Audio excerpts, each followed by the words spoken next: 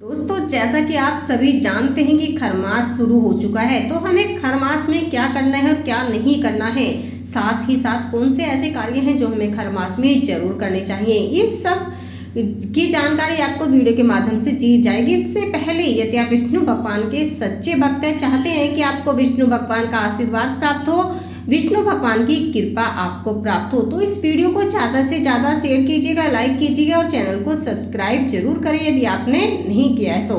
जैसा कि अब तक आपको पता चल चुका है कि 15 दिसंबर से जो है खरमास शुरू हो चुका है, जो कि 14 जनवरी तक समाप्त होगा।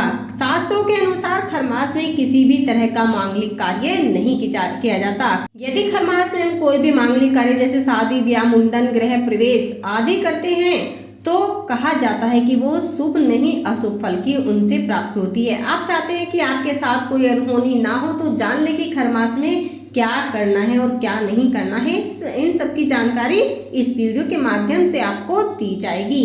इससे पहले आपसे पुनः अनुरोध है दोस्तों कि वीडियो को लाइक जरूर कीजिएगा। आप लोग वीडियो को लाइक नहीं करते हैं, आप सभी से विनम्र अनुरोध है कि वीडियो को लाइक जरूर कीजिए। साथ ही साथ जितना हो सके ज़्यादा से ज़्यादा वीडियो को शेयर कीजिए। सूर्य देव जब धनु राशि में प्रवेश करते हैं तब धनु संक्रांति होती है। इसी राशि परिवर्तन और धनु संक्रांति पड़ने से खरमास महीने की शुरुआत हो जाती है। इस दौरान भगवान सूर्य धनु राशि में ही रहते हैं।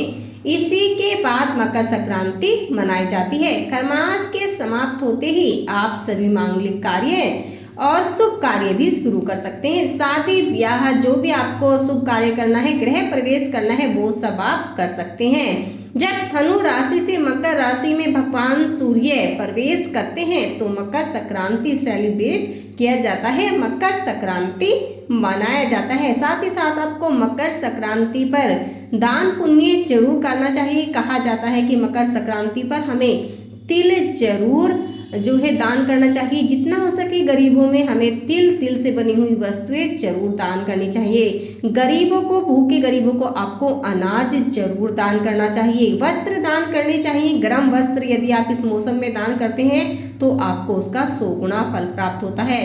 खरमास के महीने में पूजा पाठ प्रतिदिन करते रहना चाहिए, मंत्रों का जाप प्रतिदिन करते रहना चाहिए।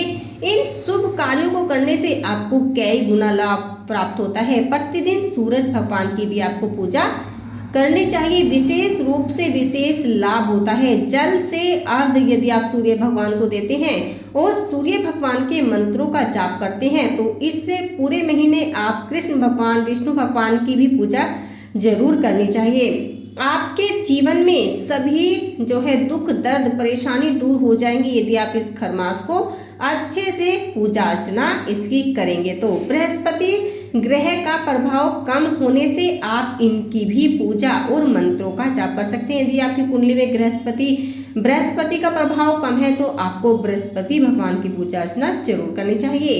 आपके बिगड़े कार्य पूर्ण होंगे यदि आप खरमास में तुलसी माता की पूजा करें और शाम के समय तुलसी के पास एक दीपक जलाते हैं तो कहा जाता है कि आपके सारे बिगड़े कार्य बनने लग जाते हैं। तो घर में सुख समृद्धि आती है, घर में शांति और बरकत बनी रहती है।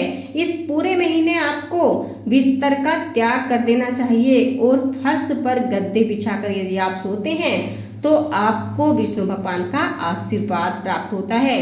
कहते हैं कि आपको स्टील के बर्तन में भी खाना नहीं खाना चाहिए। आप चाहते हैं कि आपके घर में सुख समृद्धि आए, बरकत हो, तरक्की हासिल हो तो खरमास महीने में कोई भी शुभ कार्य करने से बचे। कोई भी नए व्यापार की शुरुआत आप इस महीने में न करें। किसी बिजनेस की डील यदि आप करना चाहते हैं, शादी ब्याह या फिर गृह प्रवेश या फिर मुंडन, जमीन, वाहन, रत्न, गहने कुछ यदि आप खरीदना चाहते हैं तो इन चीजों से आपको बचना चाहिए।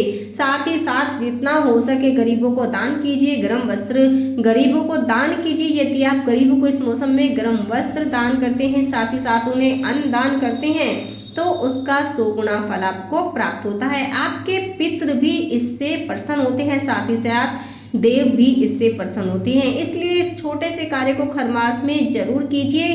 अपने ऊपर यदि आप कृपा पाना चाहते हैं तो गरीबों की जितनी हो सके ज़्यादा से ज़्यादा मदद कीजिए। कहा जाता है कि यदि आप किसी गरीब के घर में एक टाइम का खाना भी देते हैं, उसकी भूख मिटाते हैं, उसके घर का चूल्हा जलाते हैं, तो भोले बाबा आपके जीवन में रोशनी कर देते हैं, आपके घर में जो है धन के भंडार भर देते हैं। जनेऊ संस्कार से भी आपको बचना चाहिए। यदि आप शादी ब्याह कर लेते हैं तो हो सकता है कि आगे चलकर आपके जीवन में परेशानियां उत्पन्न हो।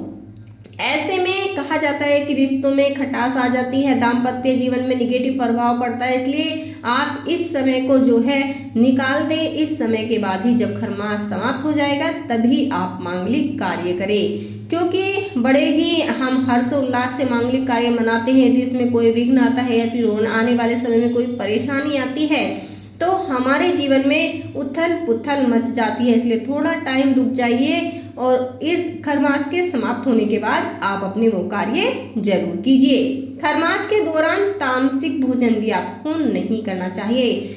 आप धूम्रपान बिल्कुल ना करें, इसका परहेज करें। लहसुन प्याज बिल्कुल नहीं खाएं। यदि बेटी की शादी हुई है और खरमास पड़ गया है तो उसे इस दौरान अपने घर से विदा करने से भी आपको बचना चाहिए। विदाई का शुभ कार्य खरमास लगने से पूर्व या फिर समाप्त होने के बाद ही आप करें। यदि आपकी बेटी की शादी हुई, आपके घर पर आई हुई है, तो इस बात का ध्यान रखें, या तो उसे ससुराल में ही रहने दें या फिर यदि आपके घर आई हुई है तो पूरा खरमास बीतने दें, तभी उसको ससुराल भेजें। यदि आपके घर पर कोई दुखियारा, गरीब, जरूरतमंद या भिखारी आकर कुछ मांगता है तो उसे बुरा और अपशब्द कहने से बचे। बिल्कुल भी उसको ऐसा ना कहे, डांट कर भगाने से ऐसा ना करें, ये आपको अशुभ फल देगा, बल्कि आप उसकी जरूरत के अनुसार उसे अपनी सामर्थ्य के अनुसार कुछ थोड़ा बहुत जरूर दीजिए। कहा जाता है कि शनि देव भी इस बात का ध्यान देखते हैं कि कौन गरीबों की मदद कर रहा है, कौन गरीबों की सहायता कर रहा है, कौन उन्हें अन्न दे रहा है। इसलिए जितना हो सके आप गरीबों की सहायता कीजिए, मदद कीजिए। अन्न से यदि आप संभव हो तो अन्न दीजिए, वस्त्र दीजिए, जितना आपसे बन सके अपनी सामर्थ्य अनुसार आप उन्हें दान जरूर कीजिए। कहा जाता है कि दान देने से हमारा धन बढ़ता है, घटता नहीं है। इसलिए ज्यादा से ज्यादा दान करें। वीडियो को शेयर और ज्यादा से ज्यादा लाइक करें, जिससे कि हर भक्त इस वीडियो के माध्यम से लाभ ले सके और अपना जीवन संवार सके।